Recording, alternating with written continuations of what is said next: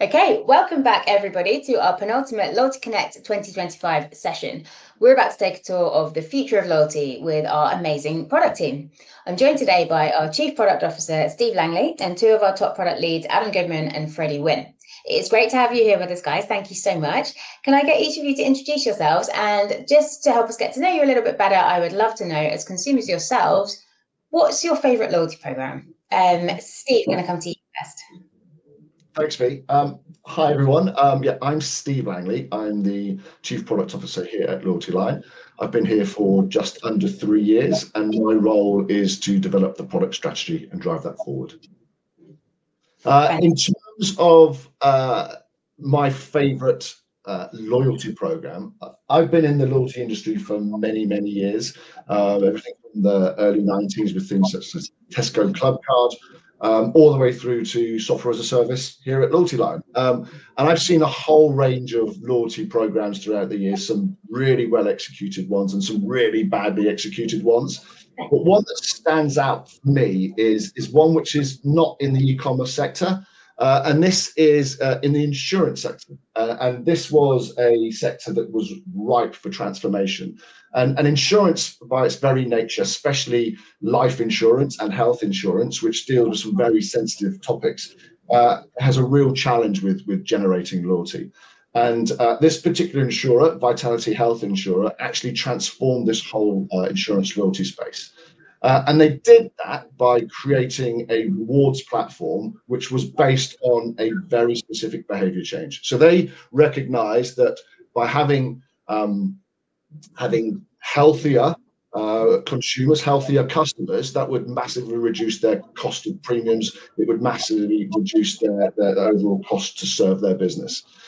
So what they decided is they would actually use healthy incentives to drive very specific behaviors. And they have very, very rich and relevant rewards for their customer base.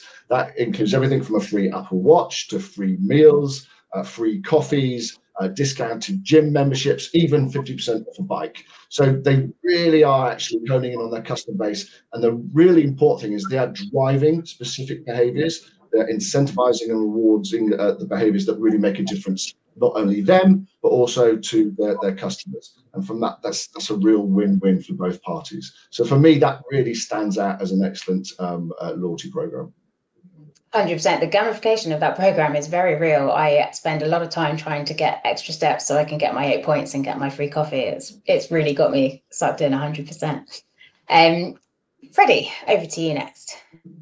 Hello, everyone. Yeah, so my name is Freddie Wynn. I'm the lead product manager on the data side at Loyalty Line. I've been working in the e-commerce space for 10 plus years, e-commerce SaaS space for 10 plus years, but so relatively new to loyalty. So I've been here at Loyalty Line for a couple of years now. My favorite loyalty program, it's a bit of a dull answer, but I think probably Amex, the British Airways Amex card, probably my favorite loyalty program. I get whacked by my partner if I'm not using my Amex and earning points so that we can then redeem the Avios points to fly to God knows where. But so the Amex is kind of the one that I'm probably most engaged with on a day-to-day basis. Lovely. Hopefully fly somewhere very exotic. Adam, last but not least.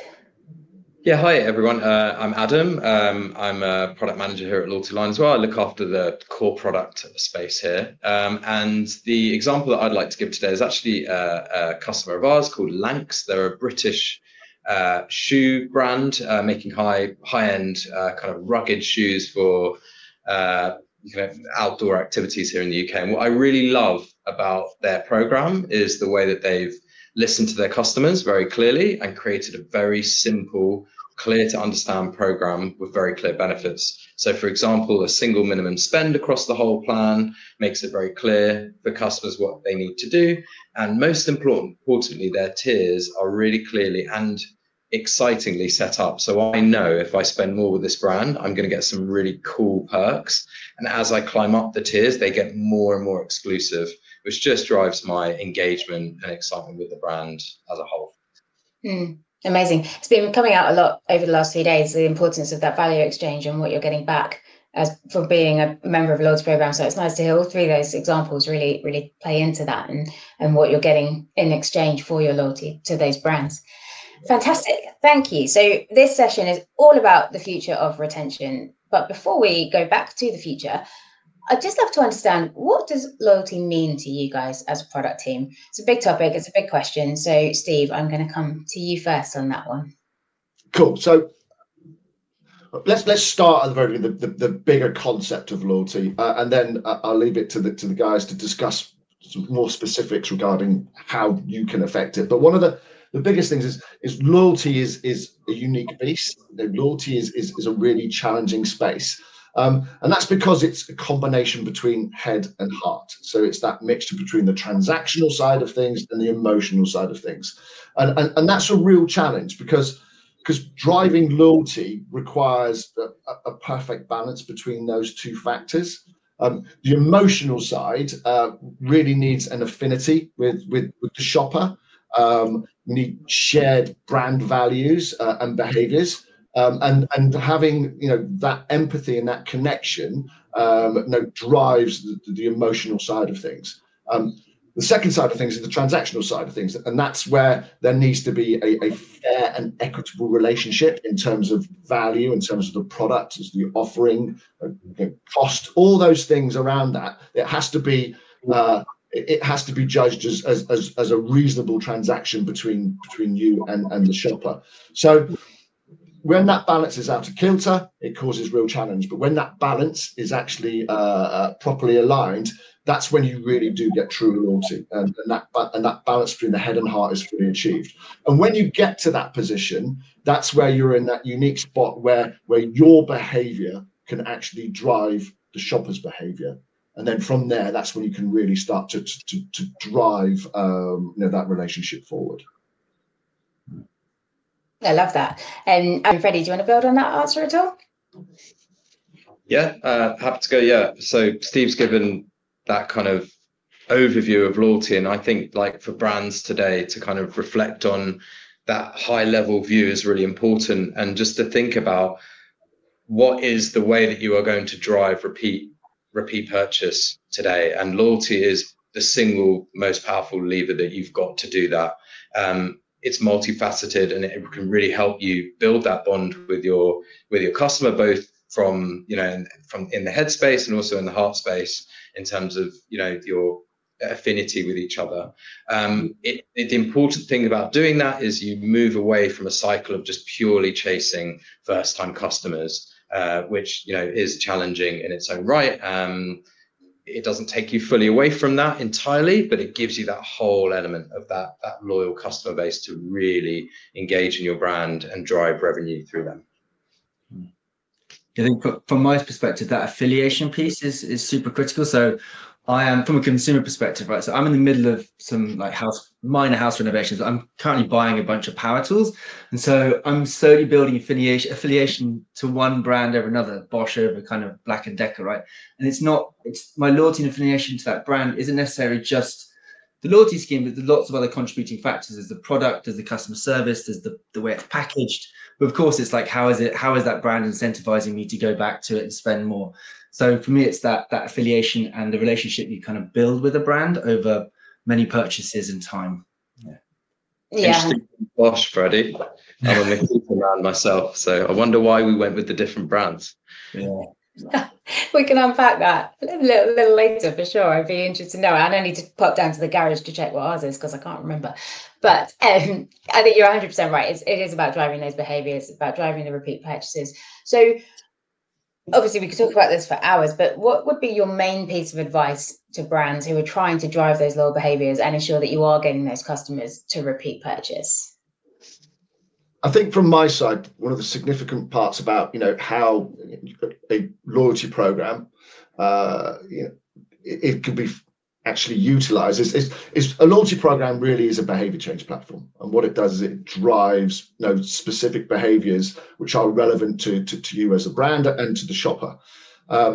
And the only way you can create that relevancy is by understanding the shopper more, understanding the impact of what you're doing within that loyalty program more effectively. And by understanding that, you can be much more relevant to your shopper experiences, your shopper engagements, and then create that affinity. So for me, it's by offering a richer, more relevant mix of incentives to actually drive that particular behavior that you're looking for, that will actually create that longer term relationship with your shopper, but also drive that value proposition for both parties. And for me, the core element to all that is data, and getting that insight, and being able to act on that insight. Yeah, I completely agree with that. I think the best brands, the best programs, they understand their customers, they speak to their customers, understand what their customers want from a program. Each brand has a very different, essentially, go-to-market loyalty strategy, right? Some have more traditional rewards, whereas others have much more experiential rewards, which their customers value more so than like a typical kind of traditional discount reward. So brands that really understand how their consumers engage with their brand and what they expect from the brand, what they value most from their brand and the program, those are the ones that win. And then the ones that test their different loyalty strategies, so constantly iterating, constantly testing new rewards, new activities, new incentives, new tier benefits, those are the ones that continue to learn, iterate, and improve their program, and kind of that brand loyalty just becomes stronger and stronger. Yeah, agree with everything you guys said. Just to add to that, I think especially for those starting out, like my advice would be, try and keep things simple to start with. Be very, very clear on what your objective is. For example, is it driving first to second purchase, and go after that. If you look at the Lancs example I gave before, you can see that in the way they've built the program. And my advice would be for people listening to this call now, go and look at what you perceive to be the best programs out there. Look at the ones that really inspire you, but don't just look at the rewards that maybe they offer. Think about what their objective is behind it. What are they trying to achieve by setting up their program in that way? If you go in with that lens, you'll see all sorts of interesting things there about what they're actually trying to drive and achieve, and you can build that thinking into your own program. So just start with what you want to achieve and take everything from there. Completely agree. And actually what I'm loving seeing is people building that feedback loop into their loyalty programs, offering people in your top tier the opportunity to feedback on products, feedback on the program, giving them the opportunity to do that and become part of the process, but also rewarding them with points, etc. for that feedback. Your customer base is the perfect place to start to collect that information. Fantastic. So you've all mentioned data. Data's been, again, a big topic over the last 3 days. So let's talk about LoyaltyLine's role within data. How exactly are you, and Freddie, coming to you first on this because you're obviously taking the lead on the data side, but how are we surfacing the data that brands need to make sure that they are appealing to that balance of heart and head in this new world of loyalty? Yeah, so within LoyaltyLine, the way we kind of sort of the indicator of kind of head and heart sort of behavior is we want to try and understand that customer behavior. Within our platform at the moment, you can look at different sort of breakdown segments. You can look at how behaviors differ between your tiers. So your gold, your silver, your bronze tiers, and your loyalty status customers. So customers that are either in the program but are not currently redeeming, or customers that are redeeming and they are in the program. And you look at those different customer types and you can see how their behaviors differ. So your gold tier members might be behaving quite dramatically differently to your silver tier members or your bronze tier members across some key kind of consumer metrics. So things like customer lifetime value, their average purchase frequency, how much they spend per purchase. Those behaviors might be dramatically different depending on which tier they're in, and also how engaged they are with the program. That gives you really good insight into just generally how your customers are perceiving the program and how much they're engaging with the program. That's currently what's available. We are also developing a bunch of stuff at the moment. If you joined the session yesterday, we're working on benchmarking, so looking at loyalty attribute revenue and benchmarking that against similar brands and allowing brands to see what trajectory is their program headed in. That's currently being rolled out in a kind of one-to-one capacity within CS. We're also at the moment in a beta phase of really enhancing our program performance dashboards. So I'm really, really excited about this. We are going much, much deeper into program engagement. So the activities that customers are performing over time periods, what rewards are being engaged with and claimed and used and avoided. We're allowing brands to also compare performance against previous periods. So you can really start monitoring how initiatives have impacted over time. And then lastly, the thing that I'm really excited about is allowing brands to do better cohort analysis. So we want to, it's super exciting. So we want to allow brands to tag customers and then report on the engagement within the program. So that's what I'm very excited in, and that's what we're currently working on right now. Looking further ahead, we are ultimately a behavior engine, right? We want to incentivize a particular behavior. Within Loyalty Line, we want to help brands to understand, how they can influence behavior and how customer behavior is changing. We want to be able to recommend opportunities or tactics to influence behavior, and then ultimately measure how those tactics and those initiatives have performed. So that's ultimately what we're trying to get to, and that's kind of what we're working towards right now. Yeah, it's quite interesting because we look at loyalty almost as a binary state, and we know it's not a binary state. And if you look at your customer base, you will have a very, very wide spectrum of loyalty states, loyalty positions. I mean, not all your loyal customers are equal. So understanding, even within your gold, platinum, tiers, and cohort of customers, there are differences between those customers, and understanding that difference in purchase behavior, value, engagement, understanding those particular metrics and then responding to them in a relevant way is critical to driving those particular cohorts and driving those behaviors. You may get customers that were hyper loyal but then haven't purchased for you for some significant time, or you may get customers that what have the potential to be hyper loyal, but they're just at the very start of their journey. And you need prompts and incentives and ways to identify those customers to move them along that journey. Ultimately, you want everyone to be advocates. You want everyone to be, the best of best and evangelizing your brand. You need to push people into those buckets, and we're looking to help, first of all, identify where your loyal and non-loyal customers sit, and then find relevant ways to actually incentivize them based on their existing behavior, and then actually for them to move to and exhibit a new behavior. So that's for us, that's really exciting. It's really powerful. The other caveat to us is, that sounds in its very nature very complex. And if you looked at it sort of like from a technical perspective, when we're building it, of course, it is very complex. But for you guys as the end user, we want to make that really simple. So really simple to understand the power of that data, really simple to execute a strategy on that. Because not everyone has, hours and hours and hours of time to sit there and sort of like dedicate to a formal retention strategy. We want to make that a no-brainer and as simple to use and execute as humanly possible. So it's almost like, for us, we manage the complexity. For you, we want to present the simplicity and a much more, I would say, almost like out-of-the-box retention programs that to deliver those behavior changes with maximum, I would say, output, but minimum.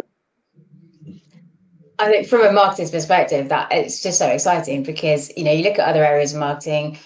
Paid, God, you can dig into so many metrics. You can get so lost in data. Website, you've got Google Analytics. You could spend hours pulling out different things. Same with social, same with almost everything. But loyalty's always felt like this slightly, as you say, binary. You have it or you don't. It's working or it's not. And we haven't always had those metrics. So it's really exciting from a marketer's perspective to think that you might have another set of data that's actually way more insightful when it comes to behaviors to really show you whether that program's doing its job or not. That's a lot to do. Yeah, and we have a unique lens on the shopper. That there's, if you're a member of a loyalty program and you're engaging with that loyalty program, you have a very different profile within that environment. If you took that customer out and isolated them and stuck them into a CRM program, you wouldn't be able to identify those loyalty engagement characteristics. You wouldn't be able to identify how they're engaging with you as a brand, except for the commercial side of things and the raw data, which is the repeat purchase. But their engagement for you and their loyalty level of engagement with you is unique through a loyalty program lens. I think that's a critical point there from Steve there at the end. It's the data that we have and that we're building is going to really help you to gain more from the other suite of solutions you also use in the kind of the e-com space. What we want to do is provide that very valuable specific data to, for example, breathe more life into your email flows or your email campaigns, right? Because they're now able to be much more personalized in terms of the reward, in terms of the message. So it's about us working using our data to work better within the ecosystem that we know merchants have, very complex, different tools you're using that can get stale over time because you're kind of trying to do the same thing. We want to breathe life into that through the data we're providing. Exactly. And our philosophy is very much complement our best in class and the investments that you've made in MarTech, as opposed to compete with those. Make them work seamlessly together to get the very most out of those investments. Work with the best in class loyalty provider, with the best in class email provider, with the best in class customer services provider, all working seamlessly, but more relevantly. Yeah. And again, as a marketer, that's really exciting. If I can get all my tools talking to each other and then start to really understand how they are complementing each other and what I should be doing with them, fantastic. Brilliant. So, goodness, there was a lot there. We have talked a lot about how to measure engagement and how to measure those behaviors, but how do you actually drive them? We know there's no point having a program if nobody's engaging with it or participating. So I'd love to know, as a product team, can you give us a sneak peek into what you're working on that's really going to help brands to drive that reward redemption, drive that program engagement and participation? Yeah, sure. I can jump in on this one first. So as Freddie, I think, said a number of times, we're really excited on a bunch of stuff we're working at the moment. So there's a lot of exciting stuff. I don't want to just throw out a million features at everyone. What I am going to do is just give you 3 themes, the way that we're thinking about some of the work that we're doing in the future, which hopefully will give you a really good flavor of where we're going. So the first theme, which has in the past been called omnichannel, which is now kind of known more as multi-channel, is the fact that you kind of, as a brand, need to be where your customer wants to shop, and we as a loyalty provider want to match you in that aspiration. So the way that shoppers are shopping is changing, right? Like, for example, the rise of AI chatbots is real. Like, search is shrinking in a small way, already. Things are changing. So it might be brick and mortar, it might be in your traditional e-com store. We want to support all that. There's also other things coming through ChatGPT, for example, through Roblox, other things like that. It's all exciting and it's all changing. We want to make sure loyalty is there, so you're not missing on that key differentiating point at every surface your customer wants to meet you at. So that's one theme, which is kind of around multi-channel. Another one is essentially targeting and personalization. So how do we give you guys the tools to really target the right customers through the data that Freddie mentioned, and also through ways that are actually going to engage them to make that other purchase or engage with your brand more on a very personalized level, so you can really drive behavior change more than kind of just the basic transactional level. And then the last one is supporting your growth. So every merchant sets up a brand, is on a growth journey of some sorts, and all have different aspirations that we want to meet you with, whether it is that you've got a really successful brand in the US and you're looking to go international. We want to be there to provide you that service so that you can do that in confidence, that your loyalty program is moving with you. You can use all those levers we've talked about in different markets at the same time. So three themes for me: multi-channel, kind of targeting and personalization, and then supporting your growth as you kind of go on your journey. Yeah, and I think just to echo that, like, for me, it's like wherever the customer is shopping, they are we're incentivizing the right customer at the right time, on the right channel, in the right way, right? It's that super relevancy piece. Yeah, the trend in terms of the way customers are shopping is changing, but what Freddie just said isn't really. Like, that's got to be core to what everyone's doing, right? You've got to meet them with the right offers at the right time, no matter what the surface is. So yeah. And then I want to go down from almost like, here we go. So ultimately it needs to be relevant. We said right person, right offer, right incentive, right time, right things. But in an ideal world, you go, well, I'll use these huge incentives to drive the specific behavior. People like Vitality, who we talked about at the very start, can offer 50% on a bike because their relationship with their customer can be 10, 15 years, and they're paying $150 per month into their insurance scheme. So they've got massive, massive margins to play with. But the reality is, in our world, those margins are wafer thin. And we're living in a very, very, I would say, dynamic world at the moment. We're living in interesting times, and we have a lot of uncertainty, and that's affecting our costs, that's affecting our margins. So whilst you say I want the right product and relevancy and to really, really incentivize with these rich, relevant rewards, it's got to be affordable. So one of the critical things about this is understanding how to incentivize in the right way, but cost-effective way. So ensure that the mix of products and incentives that you're using are, you can afford that. There's value to you. We want to make sure that we understand where we can serve very high margin products with high, I would say, connection and emotional value to the shopper. They don't cost you a lot, but they cause an awful lot of impact. So understanding that product mix, understanding that reward mix, giving you help and advice, identifying that, and identifying which products, which rewards actually do drive the biggest behavior, and optimizing that. So it's not about saying, look, it's going to cost you an absolute fortune to run this program. It's about how do you do it in a cost-effective way, in an affordable way, to get that value that you want for you and create that growth, but also making it affordable, but also actually creating that incentive to the shop. So it's mixed, but we're very conscious of the fact that people can't afford huge incentives, huge rewards. There's an impact on the bottom line, and that needs to be managed as well. Yeah, and I think that brings us very nicely, actually, full circle back to what Freddie said at the very beginning. It may have been Adam, sorry.